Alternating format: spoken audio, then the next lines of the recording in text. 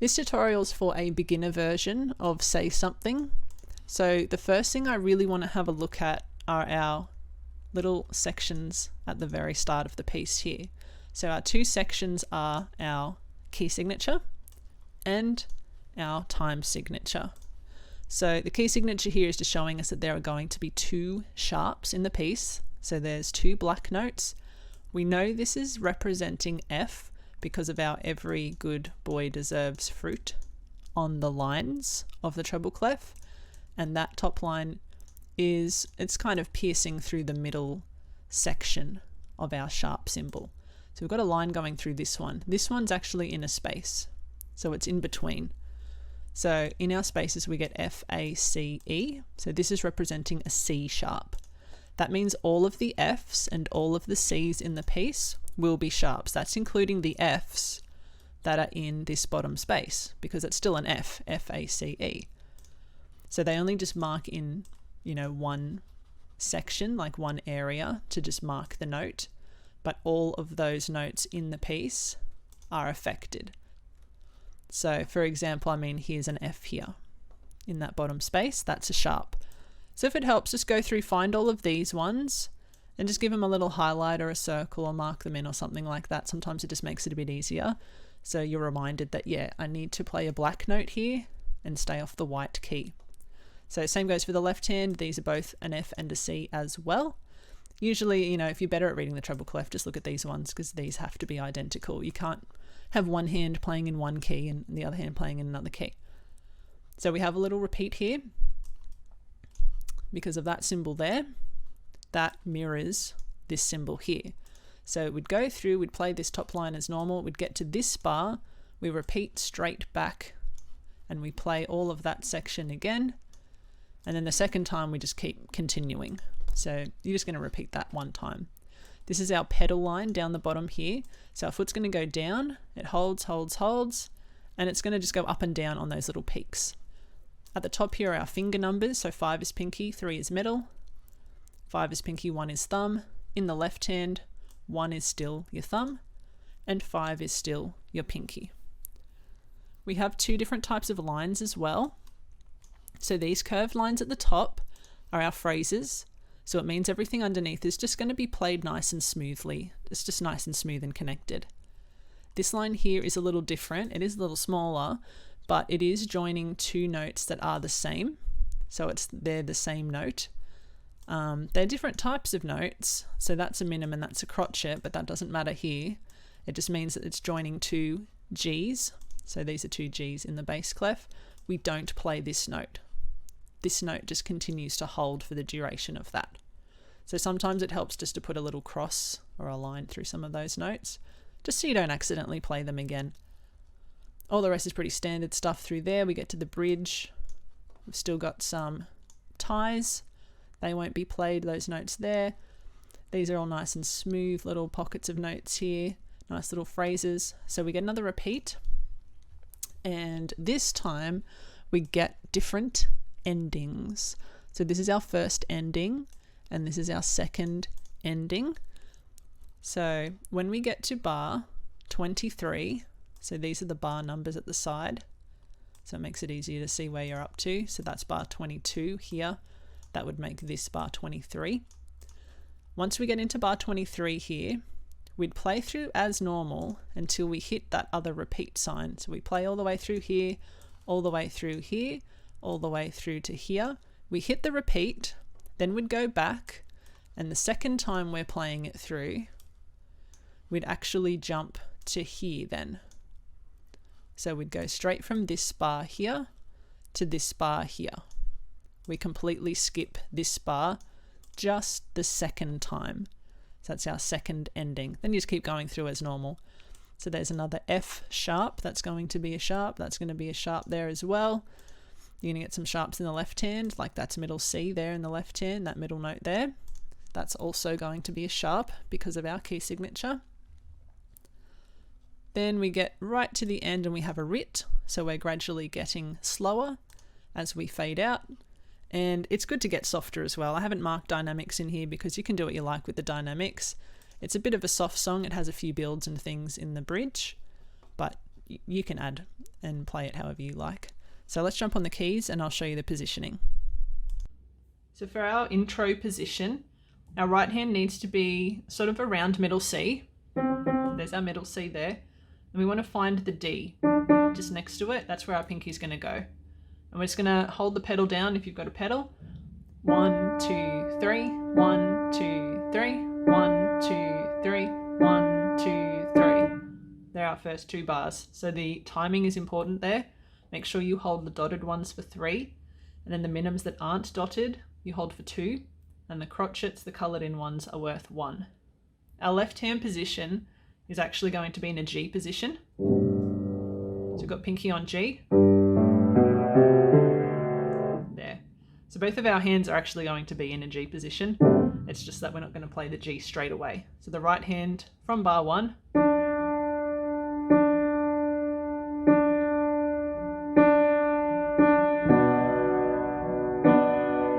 So playing 5 and 3 in the top with the 3 in the bass. And they're both going to play 5 and 1. 5 and 2 in the top, but 1 and 4 in the left, but they're actually still playing the same notes, it's just D and A. And then we repeat to bar 3.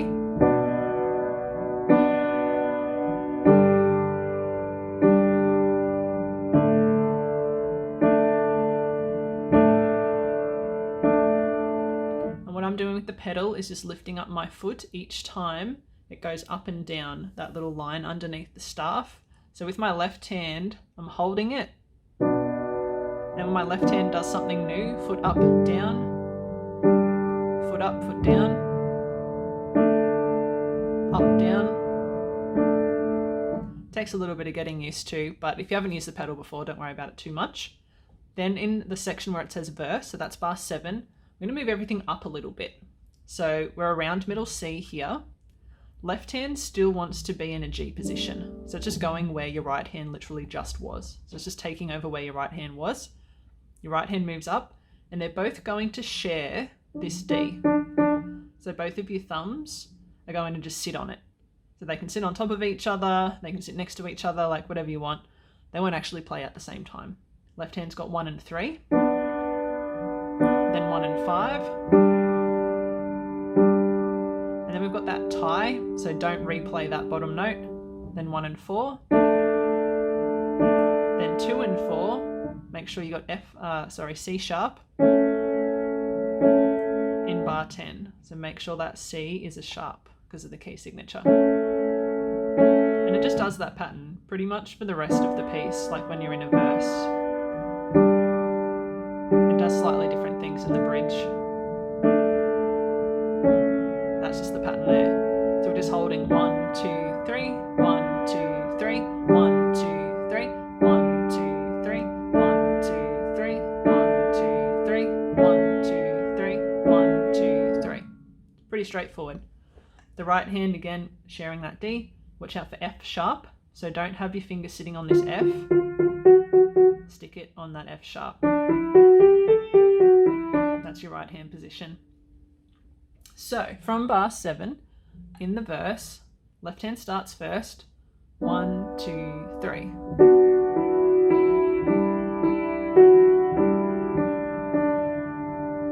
So your left hand has to let go of that D.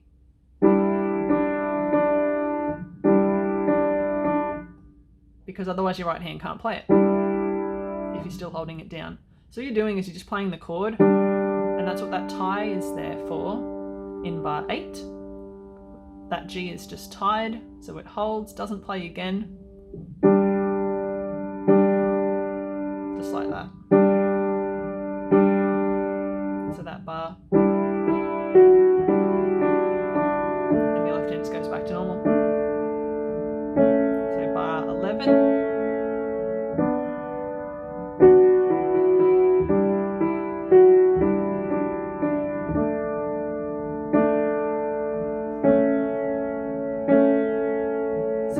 Bar 15, your right hand moves up to a G position, just moves over, so your thumb goes on the G. We have these notes. So the C is still going to be a C sharp.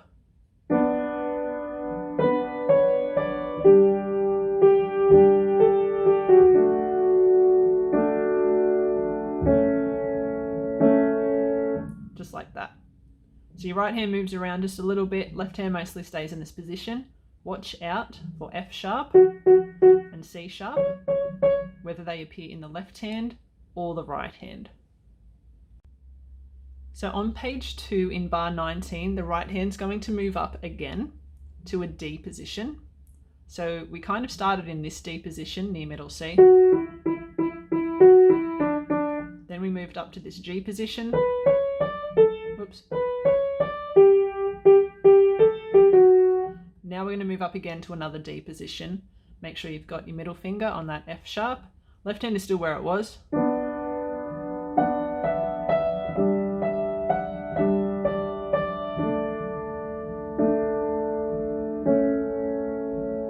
Now as we get into the bridge, the left hand is going to have a bunch of fifths.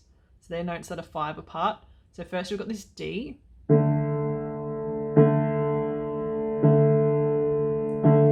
Move down a fair bit now to an F sharp fifth. So that's F sharp and C sharp.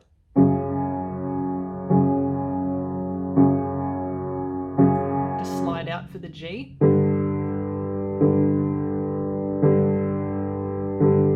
then 1 and 4. 2 and 4. A lot like the other page. We get the repeat. So we stay on the Ds.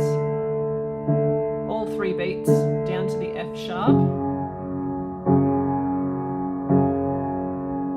Out for the G.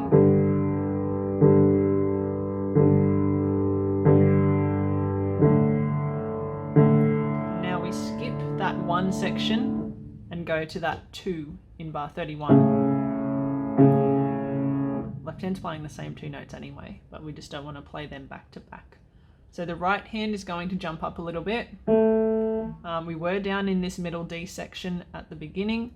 Again, we moved up to the G, we moved up to the D. Here we're going to be in a slightly different position again. So now instead of being near this middle C section, we're going to be up the octave a little bit. I'm just going to go A, D. You can go 1 and 2, 1 and 3 is better, just because this next phrase you're going to need it anyway. So don't forget, F sharp and C sharp.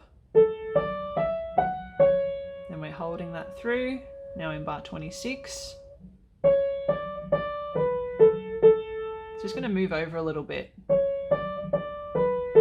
Our pointer is going to go from that C sharp to the B. And then we are going to change our finger. We're going to use the same A, but our 4th finger's on it now.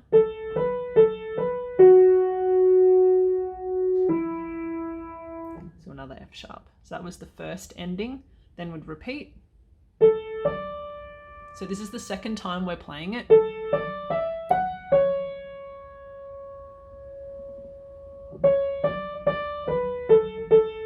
now we're going to go to that second ending a sec. Second ending in bar 31, that just holds. And then we move up again. So this is bar 32, sorry. We're back in that D position on that F sharp again. So it's very similar to the beginning of the piece. We just grab this A.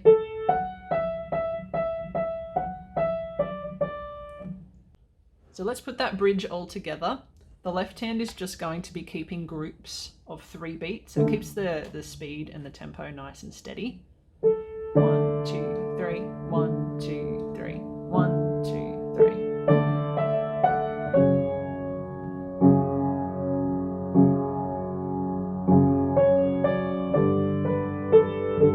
Change fingers on the top.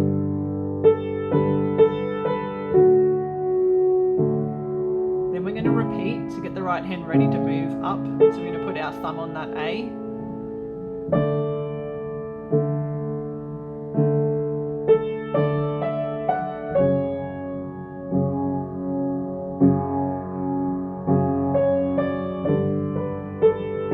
Change finger again. Second ending now. Now the left hand's going to come right up near middle C. We've got a B minor chord, those 3, with F sharp. 1, 2, 3. Then a G chord. Now bar 34 we have an inverted chord, so we just move down from the G. Keep the D. chords down, but the F is an F sharp. So it's still moving down one. We've just got to turn that F into the F sharp. So I tend to just slide right in. Then we have an A major chord in bar 35. So our left hand pattern is B minor, G major. This is the D major inverted chord, and then A major. So let's just go from bar 32.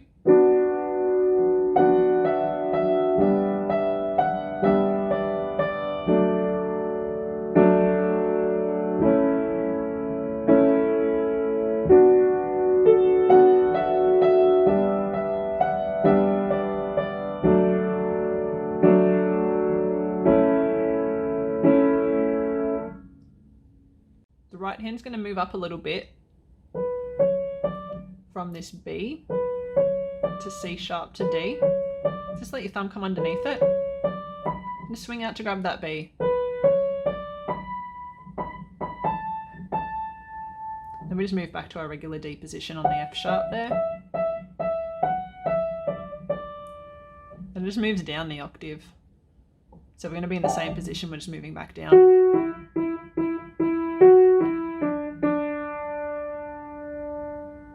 So let's just have a look, and we'll just go from bar, let's just go from bar 39. So the left hand's just got its little A major. Go back to our B minor.